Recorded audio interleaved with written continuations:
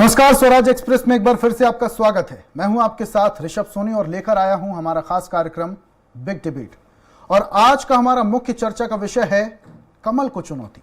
कमलनाथ के छिंदवाड़ा चक्रव्यूह को भेदने के लिए बीजेपी ने घेराबंदी भी शुरू कर दी है। बीजेपी ने गृह मंत्री अमित शाह के छिंदवाड़ा दौरे के साथ ही कमलनाथ को चुनौती की तैयारी भी कर ली है। जीत के लिए बीजेपी ने पूरी ताकत लगा दी है। बीडी शर्मा खुद यहां की रैली कर रहे हैं। मुख्यमंत्री शिवराज सिंह चौहान भी कमलनाथ के गढ़ में लगातार दौरे करेंगे। इधर कमलनाथ ने कहा कि उन्हें कोई चुनौती नहीं दे सकता, क्योंकि छिंदवाड़ा में चुनाव कमलनाथ वर्सेस बीजेपी नहीं बल्कि जनता बनाम भारतीय जनता पार्टी होता है। देखिए एक रिपोर्ट, फिर उसके बाद चर्चा करेंगे। मध्य प्रदेश के इसी साल के अंत में यानी नवंबर में विधानसभा चुनाव होने हैं, जिसको लेकर बीजेपी और कांग्रेस ने तैयारियां तेज कर दी हैं। भारतीय जनता पार्टी भी कमलनाथ छिंदवाड़ा मॉडल को मात देने की तैयारी में है। चुनावी चक्रव्यूह में कमलनाथ को डैमेज करने के लिए बीजेपी ने कई लेयर में तैयारियां की हैं। अमित शाह छिंदवाड़ा में महाविजय उद्घोष अभियान की शुरुआत करने जा रहे हैं। बीजेपी प्रदेश अध्यक्ष का कहना है कि कमलनाथ का किला अब ध्वस्त होने वाला है। छिंदवाड़ा भारतीय जनता पार्टी ने इतिहास रचा है और आपको मैं विश्वास दिलाता हूं 2023 और 2024 में यहां पर भारतीय जनता पार्टी इतिहास रचेगी। इसमें किसी का गढ़ नहीं है। तो मुझे ऐसा लगता है कि जल्दी ही अगर किसी को भ्रम है कि मेरा गढ़ है तो भ्रम ही जल्दी टूट जाएगा। इधर कमलनाथ बीजेपी की घेराबंदी से सचेत हो गए हैं। उन्होंने अपनी परंपरागत सीट पर फिर से जमावट करनी शुरू कर दी है। दरअसल कमलनाथ ने छिंदवाड़ा को कांग्रेस के ऐसे किले में तब्दील कर दिया जिसे भेद पाना बीजेपी के लिए संभव नहीं था। 1980 में कमलनाथ की कांग्रेस को बीजेपी से 2 गुने वोट मिले थे। 1984 में कांग्रेस को बीजेपी से 2 गुना से ज्यादा वोट मिले। हालांकि 1996 के बाद वोटों के अंतर में कुछ कमी आने लगी। 1996 में कांग्रेस 44 और बीजेपी 40% पर आ गई। 1997 में बीजेपी ने कांग्रेस के 44 के मुकाबले 49% वोट हासिल किए। पहली बार कमलनाथ बीजेपी से मात खा गए। 1997 में हुए उपचुनाव में बीजेपी ने सुंदरलाल पटवा को मैदान में उतार दिया। पटवा ने ये चुनाव बखूबी लड़ा और कमलनाथ को उन्हीं के गढ़ में मात दे दी। हालांकि कमलनाथ की माने तो छिंदवाड़ा कांग्रेस का मजबूत किला है। यहाँ चुनाव जनता बनाम बीजेपी होता है। वहीं शिवराज सिंह चौहान ने इसे कमलनाथ की गलतफहमी करार दिया है। छिंदवाड़ा में चुनाव जनता और बीजेपी के बीच में होता है और जो छिंदवाड़ा ने 44 साल मुझे प्यार और विश्वास दिया, मुझे इस बात का विश्वास है कोई आए कोई जाए। कमलनाथ तो कुछ भी कहते रहे, पिछली बार भी वो जानते हैं कि लोकसभा में बाल ही बाल बच गए। अगर जनता वर्सेस बीजेपी होता तो किनारे पे आके कैसे लगते। इस बार बीजेपी कांग्रेस के चुनावी चक्रव्यूह को भेदने की तैयारी में लग गई है। बीजेपी ने छिंदवाड़ा जिले की कमान युवा और तेज तर्रार विवेक बंटी साहू को सौंपी है। साहू ने तत्कालीन मुख्यमंत्री कमलनाथ के खिलाफ विधानसभा का उपचुनाव लड़ा था। हालांकि वो 25,837 वोटों से हारे थे, लेकिन अब छिंदवाड़ा में पार्टी की तैयारी भी दिख रही है। गृह मंत्री अमित शाह की सभा के साथ 25 मार्च को भाजपा छिंदवाड़ा में महाविजय उद्घोष अभियान की शुरुआत करने जा रही है। वहीं शाह की पार्टी पदाधिकारियों के साथ मीटिंग भी होगी। उनका दलित कार्यकर्ता के यहां भोजन का कार्यक्रम भी तय है। भोपाल से स्वराज एक्सप्रेस के लिए अतुल पाठक की रिपोर्ट। तो देखिए आपने एक रिपोर्ट। 2023 में विधानसभा के चुनाव है और चुनाव को देखते हुए बीजेपी और कांग्रेस दोनों ही आक्रामक तौर पर अब सक्रिय हो गई हैं। लेकिन बीजेपी ने अब छिंदवाड़ा में भी पैठ बनाना शुरू कर दिया है। कहा जाता है छिंदवाड़ा कमलनाथ का गढ़ है, लेकिन बीजेपी की तरफ से अब ये बात सामने आ रही है कि छिंदवाड़ा किसी का गढ़ नहीं है और इसको देखते हुए अब बीजेपी पूरी तरीके से छिंदवाड़ा में सक्रिय हो चुकी है। इस पर हम चर्चा करेंगे। कांग्रेस प्रवक्ता अपराजिता पांडे हमारे साथ जुड़ चुकी हैं, बीजेपी नेता गीत धीर हमारे साथ जुड़ चुके हैं और वरिष्ठ पत्रकार रविंद्र जैन भी हमारे साथ जुड़ चुके हैं। आप तीनों मेहमानों का बहुत बहुत स्वागत। और सबसे पहले बीजेपी नेता गीत धीर की ओर मैं बढ़ूंगा। धीर साहब, कमलनाथ जिस तरीके से कह रहे हैं कि छिंदवाड़ा में जो चुनाव होता है वो बीजेपी और कांग्रेस के बीच में नहीं होता है, जनता और बीजेपी के बीच में होता है, क्या कहेंगे इस विषय में? देखिए, कमलनाथ जी की जो गलतफहमी है, जो घमंड है, इस बार निश्चित रूप से दूर हो जाएगी। लेकिन जहां तक ये बात आती है जनता के विषय में बात करने की, तो जनता जनार्दन होती है और जनता ही एक ऐसी है हमारे पास में कार्य करने की शैली प्रदान करती है, जिसके कारण हम जो है जनता के बीच में अपनी जगह बनाते हैं। और अगर घमंड के नाते कमलनाथ जी कह रहे हैं तो निश्चित रूप से कमलनाथ जी को तैयार रहना चाहिए, क्योंकि कमलनाथ जी मध्य प्रदेश का जो हाल कर चुके हैं वो सब जानते हैं और सबने उनका कार्यकाल भी देखा है। निश्चित रूप से इस बार जो जनता है वो इंसाफ करेगी। लेकिन धीर साहब, इस तरीके से बीडी शर्मा भी कह रहे हैं कि छिंदवाड़ा जो है वो किसी का गढ़ नहीं है, और कुछ समय पहले उन्होंने ये भी कहा कि अभी छिंदवाड़ा का गढ़ कृषि मंत्री कमल पटेल का बनने वाला है। जब वही कह रहे हैं छिंदवाड़ा किसी का गढ़ नहीं है, तो आने वाले समय में कैसे किसी का गढ़ बन जाएगा? देखिए, प्रभारी और कहीं का अगर किसी भी व्यक्ति के पास में कोई क्षेत्र है उस नाते उस दृष्टिकोण से कहा जा रहा है। बीजेपी में इस प्रकार की कोई बात नहीं होती कब्जा और राज वाली, जैसे कमलनाथ जी की और कांग्रेस की जो नीति रही है कि हमने राज किया है और हम यहाँ पर जो है इसको बिल्कुल अपनी प्रजा मानकर चलते हैं। यहाँ पर हम सेवा भाव से जाते हैं। तो कमल पटेल जी के विषय में जब कहा गया तो सेवा भाव से सेवा करने के लिए अपने किसी प्रतिनिधि को जब भेजा जाता है तो फिर दृष्टिकोण से बात की जाए। ठीक है धीर साहब, आपके पास वापस से आऊंगा। कांग्रेस प्रवक्ता अपराजिता जी हमारे साथ जुड़ी हैं। अपराजिता जी, पूरी बात आपने धीर साहब की सुनी। कह रहे हैं कि किसी का गढ़ नहीं है छिंदवाड़ा, और अगर वाकई किसी का गढ़ नहीं होता, अगर होता भी, तो 1997 में क्या हुआ आपको भी पता था कि कहीं ना कहीं उन्हें कमलनाथ जी को पटकनी कहानी पड़ी थी। कमलनाथ जी को 1997 में परास्त का सामना करना पड़ा तो बीजेपी की तरफ से। बहुत हास्यास्पद है जो मैंने पूरी बात अभी सुनी भाजपा के प्रवक्ता की ओर से। उन्होंने कोई भी बात ऐसी नहीं कही, ये भी अपनी कोई पॉलिसी नहीं बताई कि वो छिंदवाड़ा के लिए या फिर मध्य प्रदेश के लिए क्या कर पाए। और सबसे ज्यादा मुझे आश्चर्य और हास्यास्पद ये बात लगी कि उन्होंने एक सेंटेंस कहा कि मध्य प्रदेश का क्या हाल किया है कमलनाथ जी ने। अरे 18 साल से आपकी सरकार है, शिवराज जी का कुशासन हम देख रहे हैं। 15 महीने कमलनाथ जी का सुशासन बनाम 18 साल भाजपा का कुशासन, ये कहीं भी जाएंगे। जनता कह रही है। आज मध्य प्रदेश के जो हाल है मैं आपको बताती हूँ। युवा के पास रोजगार नहीं है, महिला के पास सुरक्षा नहीं है और किसान के पास सम्मान नहीं है। तो छिंदवाड़ा हो या फिर मध्य प्रदेश का कोई भी और जिला, कोई भी और सिटी, कोई भी शहर गांव, कहीं भी जाके देख लीजिए, हर वर्ग आज कितना व्यथित है इस सरकार से। आज कमलनाथ, ये देखिए, ये कोई नई बात नहीं। ये जो आज हम बात कर रहे हैं कि कौन कौन अब आ रहा है, भारतीय जनता पार्टी के कितने नेता मध्य प्रदेश के अब दिल्ली से यहाँ पे चक्कर लगाएंगे, ये पुरानी घिसी पिटी स्क्रिप्ट है। 2018 में भी यही हुआ था। उसमें क्या हुआ था, जनता ने इनको करारी हार दी थी और कमलनाथ जी को चुना था। अब क्या होगा, रिपीट टेलीकास्ट, जनता इनको फिर आईना दिखाएगी, इनको फिर करारा जवाब मिलेगा। चाहे वो आप बात कर लीजिए छिंदवाड़ा की या फिर बात कर लीजिए पूरे मध्य प्रदेश की। और ये इतना डरे हुए, बौखलाए हुए क्यों? क्योंकि कमलनाथ जी ने सिलेंडर 500 रुपए का कर दिया, 1500 रुपए राशि कर दी महिलाओं के लिए, पुलिस के लिए साप्ताहिक अवकाश कर दिया, पुरानी पेंशन योजना लागू करने की बात कर दी।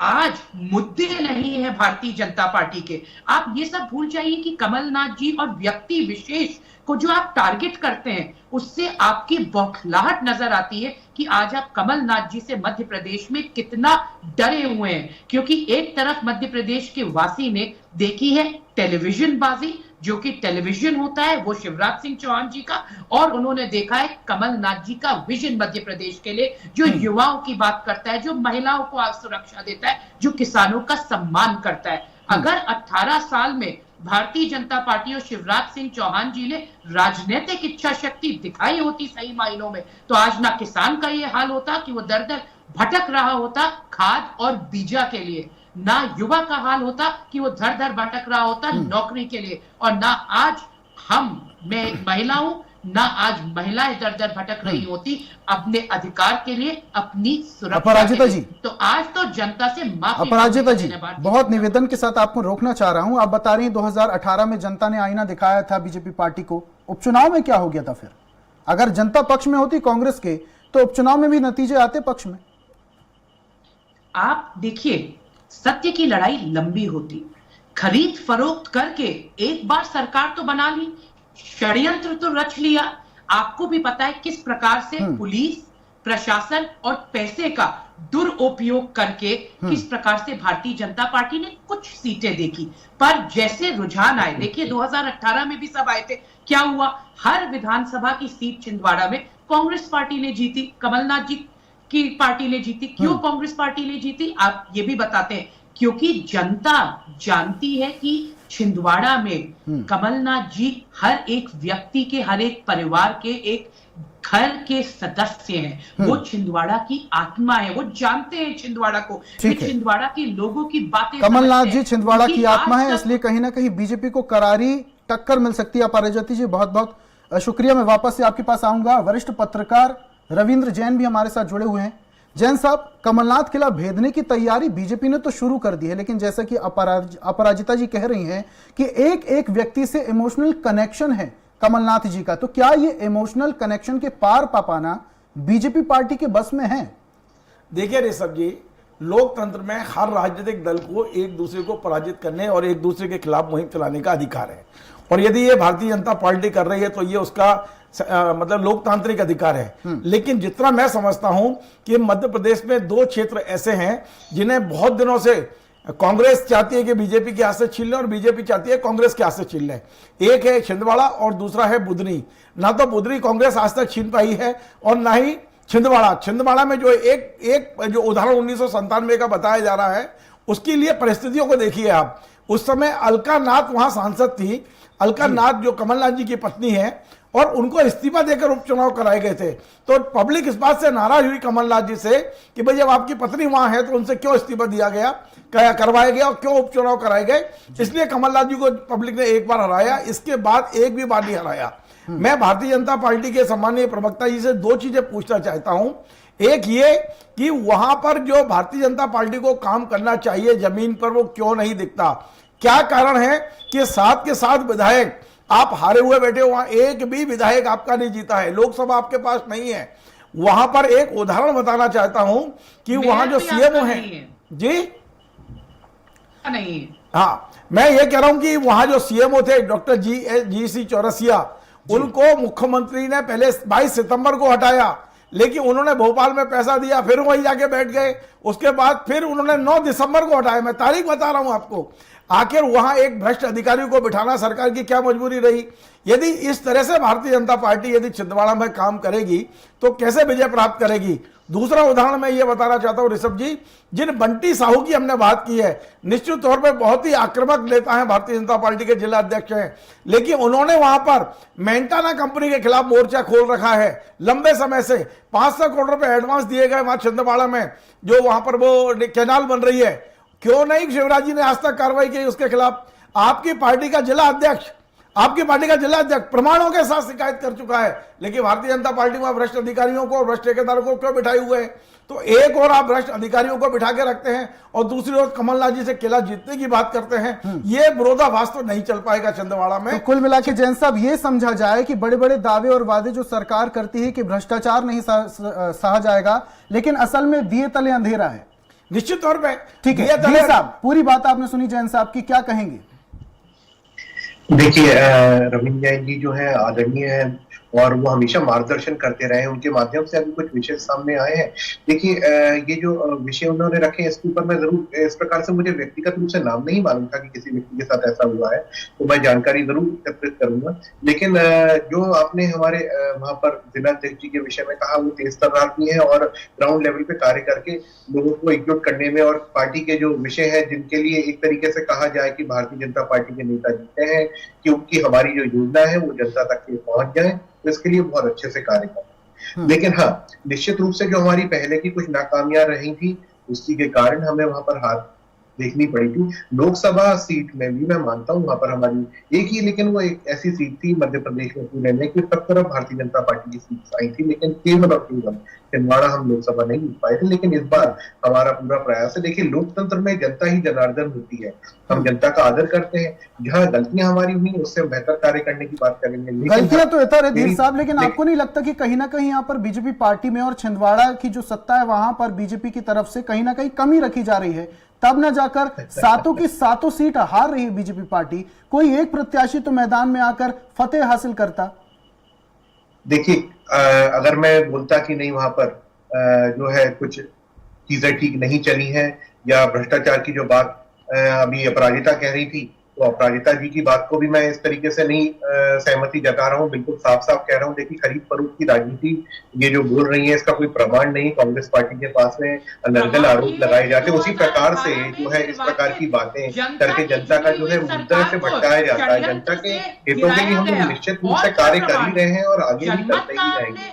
जहां तक की बात आती है चुनाव की, तो ईवीएम के ऊपर, ईवीएम ने भी कई बार यहाँ पर जो है प्रतियोगिता करवाई कि कोई भी अगर हैक करके दिखाएगा तो उसके ऊपर इनाम तक के रखा गया है। क्यों नहीं अपराजिता जी ट्राई करती और हैक करके दिखा दी? जो इल्जाम लगा रही है जनता के ऊपर, ये वही जनता है जो वोट देके इनको वहां पर जिता के आई है, तो इनको ये तो निंदनीय है। देखिए, आज चुनाव आयोग के ऊपर इल्जाम लगा रही हैं, कल जनता के ऊपर लगा रही हैं, और आज इनके जो वरिष्ठ नेता हैं उन्होंने न्यायालय के ऊपर जो निर्णय आया उसको भी स्वीकार नहीं कर रहे हैं। वैसे तो ये लोग, तो इनका तो आचरण ही कांग्रेस पार्टी का ये रहा है, तो कोई नई बात नहीं है।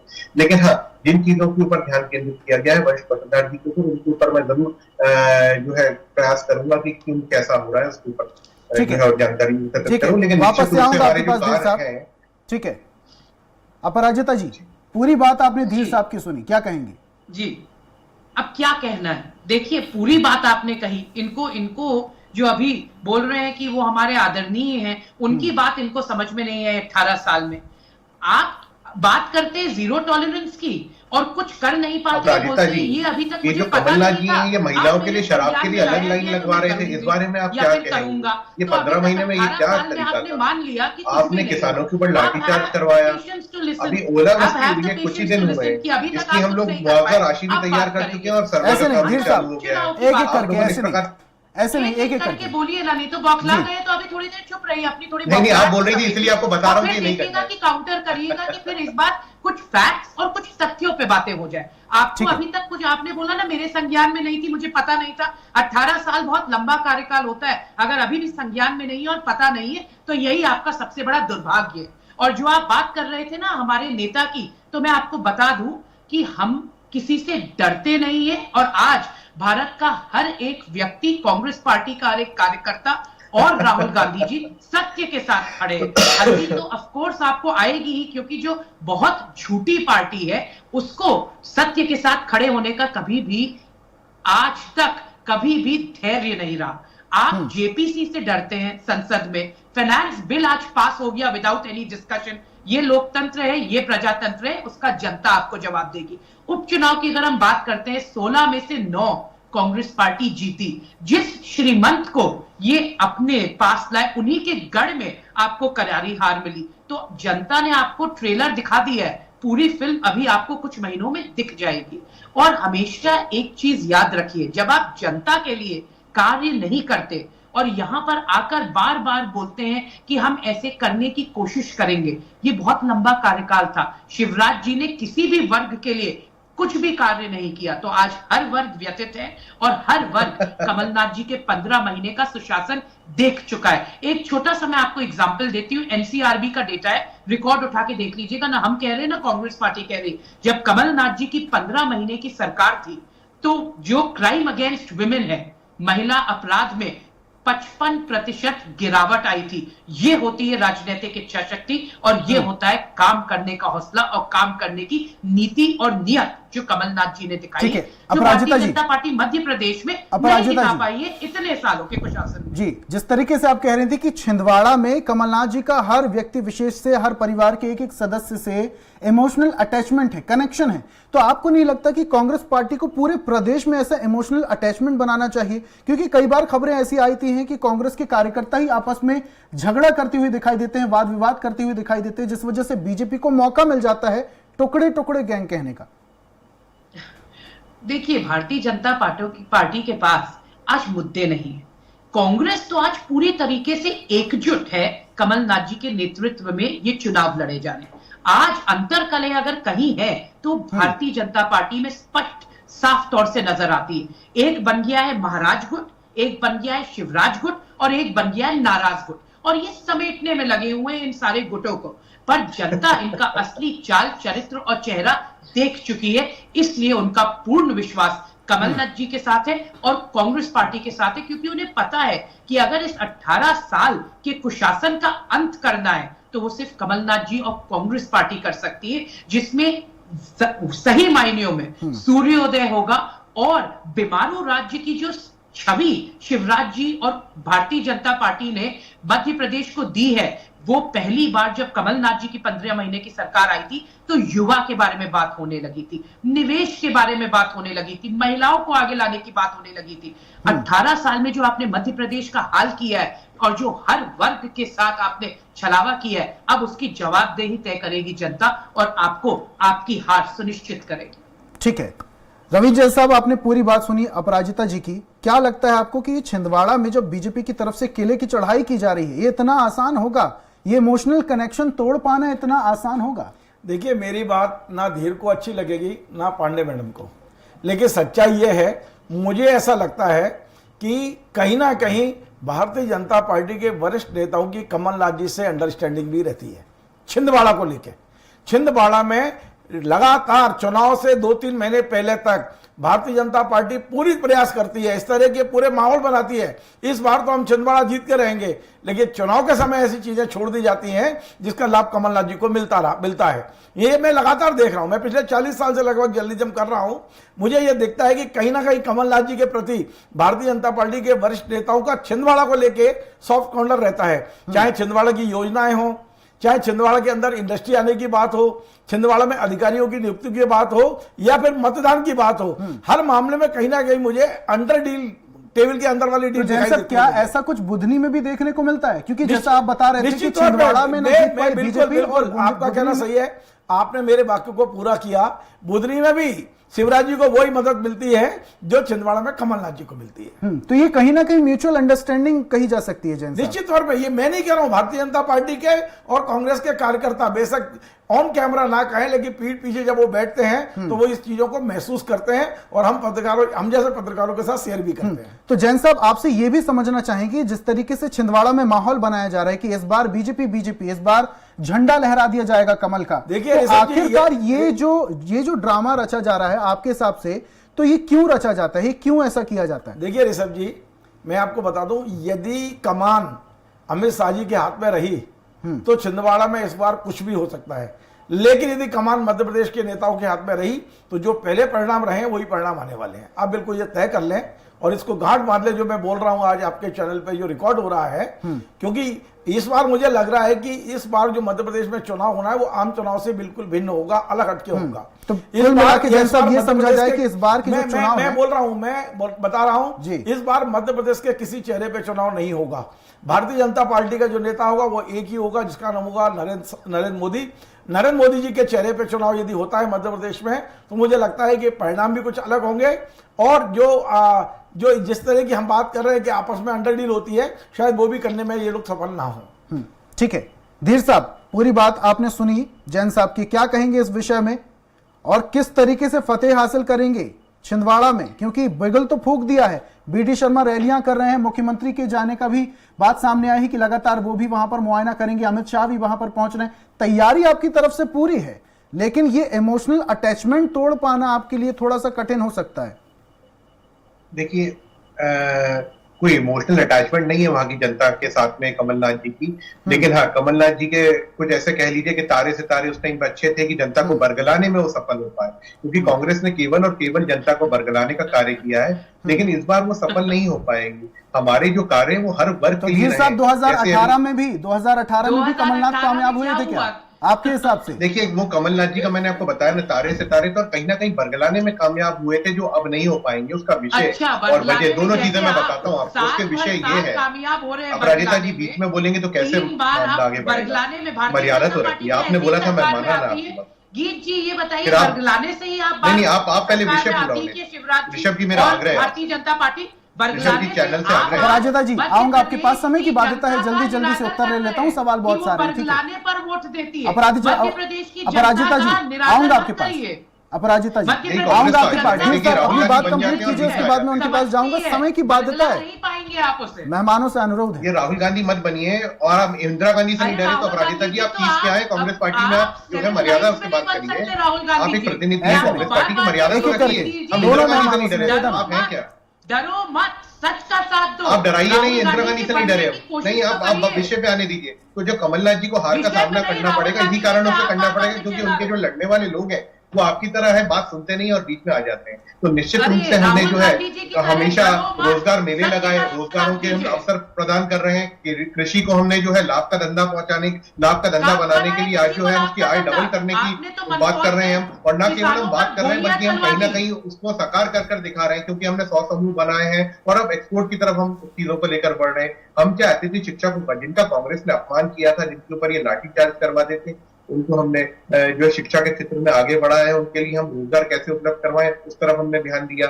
हमने घर लोगों को जो ठीक है धीर साहब, समय की बाध्यता है, चर्चा अपने देखिए। अंतिम दौर में वापस से अगर आऊंगा आपके पास, अगर वक्त बचता है तो। अपराजिता जी जल्दी से 20 सेकंड में अपनी बात रखिए, उसके बाद चर्चा को खत्म करूंगा। अतिथि शिक्षकों का निरादर भारतीय जनता पार्टी और शिवराज सिंह चौहान की सरकार ने किया है।